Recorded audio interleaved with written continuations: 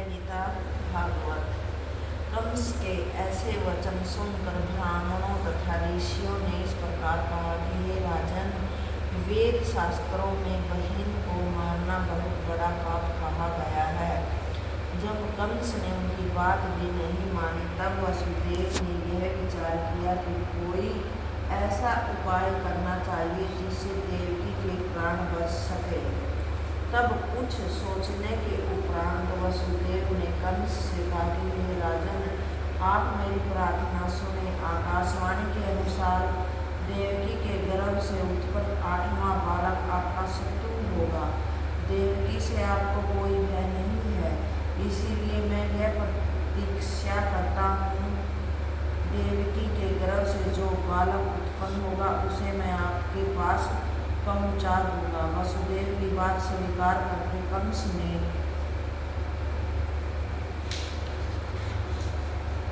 देवकी को छोड़ते हुए इस प्रकार कहा कि हे वसुदेव, तुमने मुझे अपराध करने से बचा लिया है। अब तुम अपनी प्रतिज्ञा का स्मरण रखकर अपने घर चले जाओ। तत्पश्चात वसुदेव देवकी अपने घर चले गए। कंस भी अपने राजभवन में लौट आया। कुछ समय बाद देवकी के गर्भ से एक बालक ने जन्म दिया तो वसुदेव ने उस रोते हुए बालक को कंस के सामने लाकर रख दिया। उस समय कंस ने हंसते हुए इस प्रकार कहा कि हे वसुदेव, तुम वास्तव में सच्चे हो जो इस बालक को मेरे पास ले आए हो, परंतु मुझे इस बालक से कोई भय नहीं है, अतः तुम इसे अपने घर ले जाओ। यह सुनकर वसुदेव उस बालक को लेकर अपने घर लौट आए।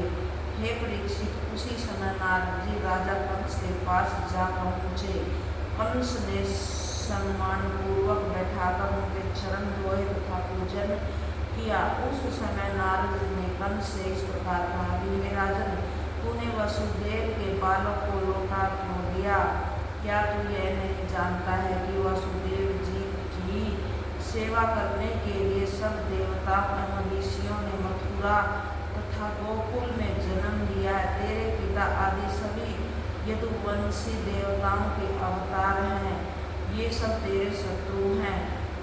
इतना कहकर नारद ने पृथ्वी पर 8 रेखाएं खींच दी तथा उन्हें कंस को दिखाते हुए गिनवाया तो दोनों ओर से प्रत्येक रेखा अंतिम तथा 8वीं सिद्ध हुई। उस समय नारद ने कंस को इस प्रकार फिर समझाया कि हे राजन, जिस प्रकार इनमें से कोई भी रेखा 8वीं हो सकती है, उसी प्रकार तुझे भी यह नहीं मालूम है कि देवकी के 8 पुत्रों में से किस पुत्र द्वारा तेरी मृत्यु होगी। इतना कहकर जब नारद चले गए तो कंस ने उसी समय वसुदेव जी को उस बालक सहित फिर बुलवाया।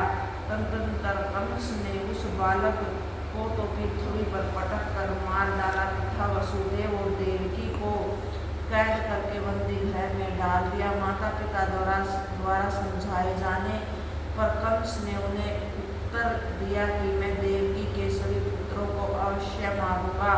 तत्पश्चात उसने अपने पिता उग्रसेन को भी वसुदेव देवकी का सहायक तथा अर्धासुर आदि समझकर बंदी गृह में डाल दिया। फिर उनसे प्रथम बकासुर, केसी तथा अर्धासुर आदि राक्षसों को बुलाकर यह आज्ञा दी कि हे साथियों, नारद के कथा अनुसार सभी देवताओं तथा ऋषियों ने मथुरा एवं गोकुल में जन्म लिया है, अतः मथुरा तथा गोकुल में जितने भी यादव वंश मिले तुम उनको सबको मार डालो। श्री सुखदेव बोले कि हे राजन, इस प्रकार देवकी के गर्भ से 5 पुत्र और उत्पन्न हुए। उन सब वसुदेव ने अपने प्रतिज्ञा अनुसार कंस के पास पहुंचा दिया तथा कंस ने उन सबको मार डाला। कंस की आज्ञा पाकर प्रबल बकासुर आदि राक्षसों ने मथुरा में जितने भी यदुवंशियों को पाया उन सबको बांधकर कंस के पास पहुंचा दिया। कंस ने उन सभी को किसी न किसी तरह मार डाला।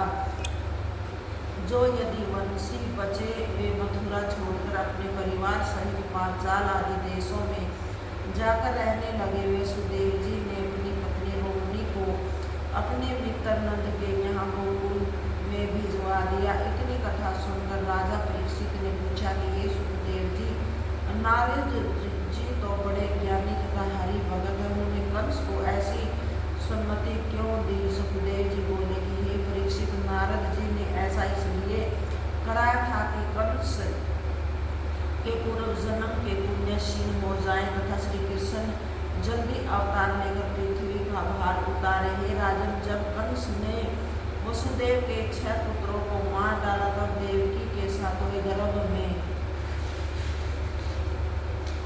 भगवान ने अंश रूप में श्री शेष जी पधारे।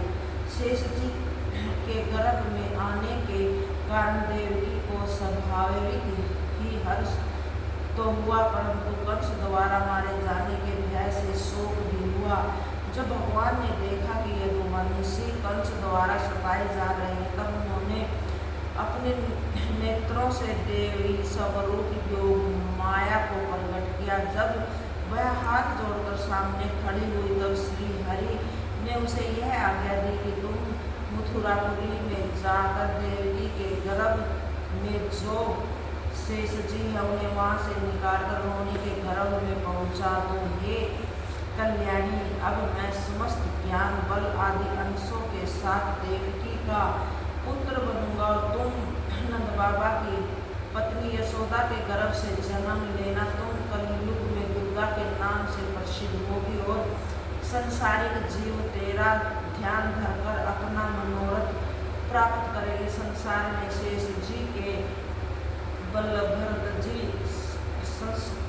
शस्त्रघ्न आदि अनेक नाम होंगे तथा तू भी अनेक नामों को प्राप्त करेगी। हे परीक्षित, यह आज्ञा पाकर योग माया ने श्री नारायण को दंडवत करके मोहिनी रूप से मथुरा में आ पहुँची। वहाँ उसने शेष जी को गर्भ से निकालकर रोहिणी के पेट में पहुँचा दिया। रोहिणी को इस संबंध में कुछ भी पता नहीं चला। फिर योग माया ने वसुदेव तथा देवकी को यह शपथ दिया कि मैंने तुम्हारे गर्भ से बालक को निकालकर रोहिणी के पेट में पहुँचा दिया। इस शपथ को देखकर वसुदेव देवकी जाग पड़े तथा परस्पर यह कहने लगे कि श्री नारायण जी ने यह बहुत अच्छा कार्य किया है, हमें इस गर्भपात का हाल कंस के पास भिजवा देना चाहिए। यह निश्चय करके वसुदेव ने कारागृह के एक रक्षक द्वारा कंस के पास गर्भपात होने का समाचार भिजवा दिया। उसे सुनकर कंस ने प्रसन्न होकर सेवक को आज्ञा दी कि 8वें गर्भ का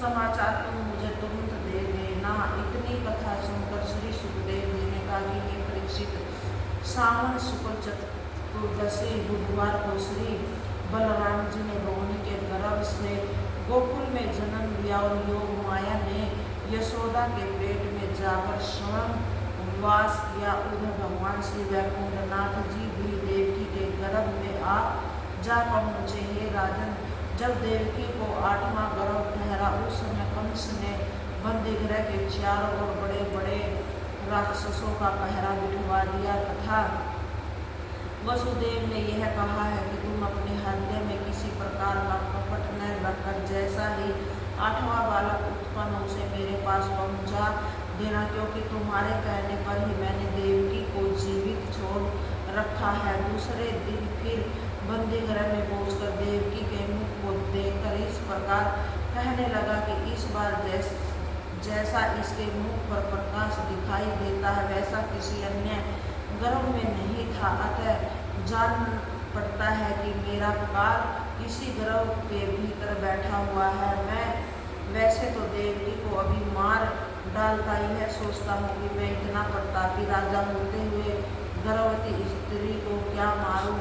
अतः इसके गर्भ से जो बालक जन्मेगा मैं उसी को मारूंगा। यह कहकर कंस फिर अपने घर लौट चला तथा पहरेदारों से यह कहकर आया कि देवकी के ज्यों ही बालक उत्पन्न होते ही मुझे उनकी सूचना दी जाए। इस प्रकार कंस प्रतिदिन वहाँ जाता था। उसे हर समय श्री कृष्ण जी की मूर्ति दिखाई देती रहती थी, जिसके कारण वह तब श्री वैकुंठनाथ जी ने वसुदेव तथा देवकी को यह शपथ दिया कि तुम लोग धैर्य रखो। जय पिता भगवान।